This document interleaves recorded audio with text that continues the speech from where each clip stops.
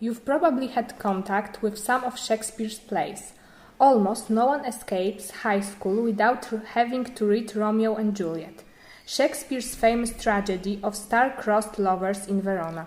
If you haven't read it, you've probably seen one of the many movie adaptations, or maybe even West Side Story, which is based on the plot of Romeo and Juliet. Romeo Montague and Juliet Capulet are the children of two families who don't get along together.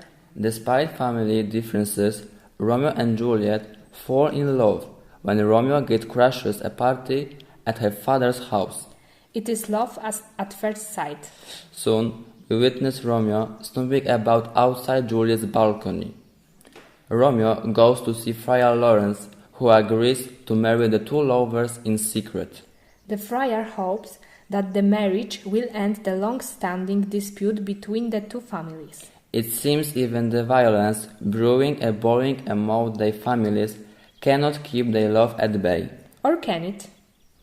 Afterwards, Romeo bumps into Tybalt, Juliet's cousin. Tybalt challenges Romeo to a duel.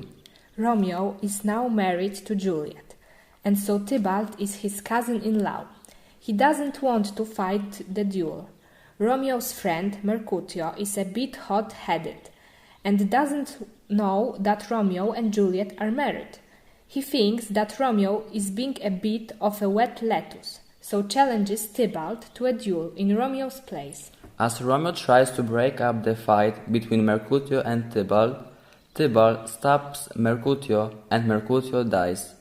Romeo is a bit cheesed off by this, so he tops Tybalt to get his own back. The Prince of Verona hears what has happened and banishes Romeo from the city of Verona forever. Juliet is sad to hear of her cousin's death, but she's even more sad to hear that her husband Romeo must leave Verona. She has another problem too. Juliet's father, who doesn't know about the marriage, meanwhile has decided that his daughter will marry Paris, a nobleman.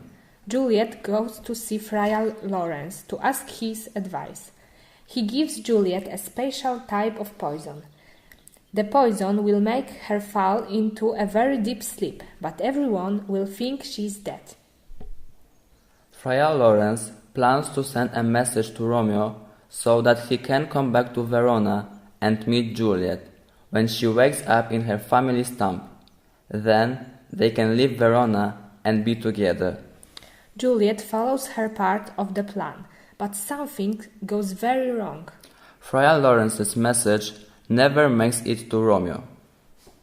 Instead, Romeo hears that Juliet is dead. Romeo returns to Verona with a very strong poison. He goes to the Juliet in the tomb, drinks the poison, and dies. When Juliet wakes up, she finds Romeo lying next to her. She is so sad that she takes his dagger and kills herself.